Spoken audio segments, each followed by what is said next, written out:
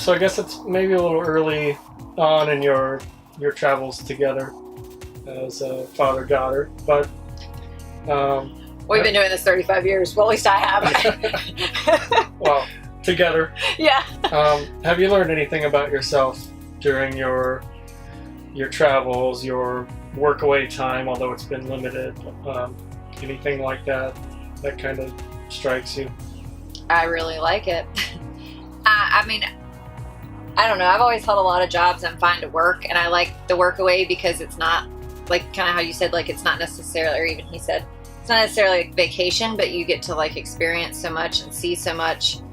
But I also don't feel like I'm just screwing off, you know, like I like that we can go see stuff some days and just explore and take time off and then socialize, but then also we're like accomplishing things and getting stuff done at the same time, because I am a worker by nature. So it's nice to do that and then feel that you're, you know, that you're helping others and you're learning stuff. Like I've learned 10 different types of mint, and you know, that's one of the reasons I want to do this too, is to try to do stuff I'd not really necessarily had a lot of experience with.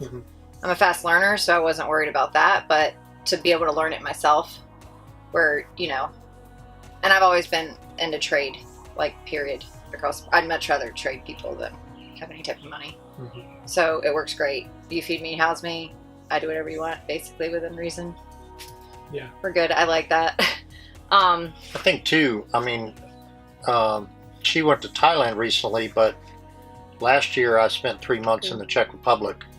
And there's one thing about traveling where you just, you know, oh, we're going to go see, you know, the astronomical clock, or we're going to go to see the Louvre or Big Ben. And after a while, you know, even really great architecture is just architecture. And so what makes it real, what makes it really awesome is people. And I now have lots and lots of Czech friends, and I've learned a lot about, you know, European cultures and things, but it's by doing it this way, you know, we come to Washington State. Today we met a woman at the thing with the rocks who was born and raised here. I don't think I ever met anybody that was from Washington State, but you get to share with other people a place, and that makes it a lot better. The one time that I went to California, but I won a contest, and I took a friend of mine to go spend time with another friend. That was a Christmas present that I brought her for her, because I had tickets for 2. But part of that time, I decided I was going to go explore San Francisco and the wine country and Monterey and, you know, California. But I did it by myself, and I didn't really have people to stay with. It was just like they'd given me expense money so I could stay at a hotel. And I spent, you know, 3 or 4 days just tooling around the middle of California there. Pretty much I was miserable because I didn't have anybody to talk to, didn't have anybody to share it with. And so I wanted to get back, ended up going back to San Diego where my friends were.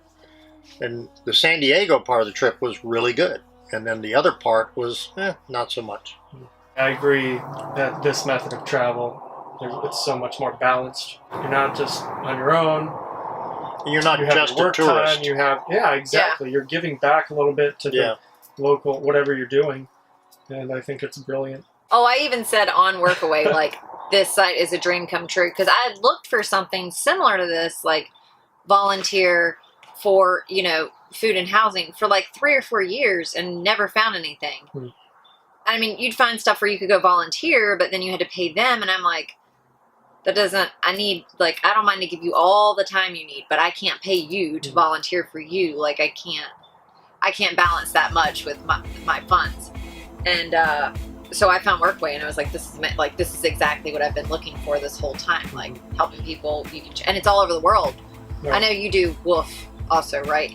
I haven't done that yet, but I mean, the Workaway, I was like, wow, this is amazing. And so it was great that you could do that. And I like just to meet different types of people and hear their stories and learn what they know. Even if I don't agree with it, it's still nice to hear it and Right. understand it. So, but neither one of us have ever been anything in the Northwest, like Washington, Oregon, I any of that. also will tell you that there's you talk about the American way kind of thing, but I'm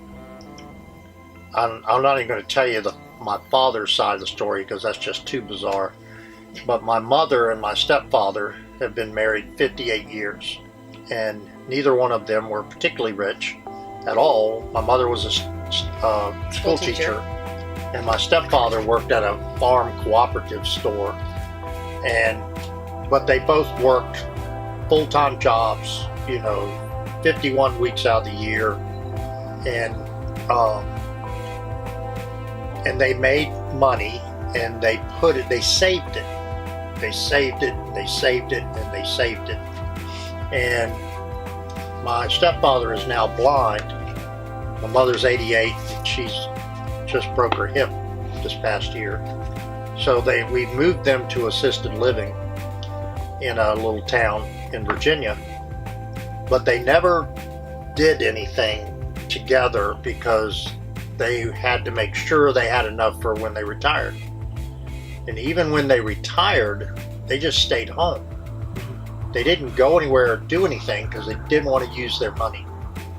And they were so paralyzed if you ever listen on the radio to people trying to sell you retirement plans, they make you think that there's no way that you can retire unless you have $1 million in the bank. I mean, you just got to have that put away just in case. And like, I've just started drawing my Social Security, and it's not very much, but it's enough to put some gas in the tank, and I'm not paying rent, and I'm not paying a car payment or anything like that. So it's all about how you set yourself up for all these costs.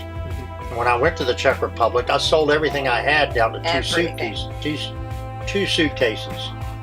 And when you do that, you really end up realizing that there's a lot of freedom when you don't have a lot of possessions. It's all the stuff you have to drag around that makes you not go anywhere. And I got to have a place for my stuff, so I've got to rent this place or buy this place so I can put my stuff in there. And if you get enough stuff, then you have succeeded until you die, and then you can't take it with you, so you go without two suitcases at all. Do you have any advice for anyone who'd be watching this who's considering taking this kind of plunge into, this as a lifestyle or even just a short trip? We've been taught to be overly cautious, very insurance-minded. Something could go wrong. And it does sometimes. And it does sometimes. But I found that when things really go wrong, you still make it. Yep. If you're supposed to. And and so, yeah, I don't have any ideas that sometime in the future I'm going to be getting that Lamborghini. But it's okay because, really You have and a truly. Volkswagen. Yeah, I got 4 wheels. It goes down the road like everybody else. And And you can sleep in it. yeah, I was told never buy a vehicle that you can't sleep in because you never know when you have to. And That's good advice. but I think I wouldn't say that having a lot of possessions is wrong or evil or anything like that. I'm just saying that that's not a necessity. It's a choice. And you can choose what you want to be or how you want your life to be. So I don't feel, guilty if I acquire certain things. I just don't need them. But, somebody wants to give me a Picasso, I don't know what to do with it. But that's not what's important. This is what's important. And so I'm only going to derive so much pleasure from a 8-way hand-tied sofa with my own choice of upholstery. And that's just not going to be high on the list of what makes me happy.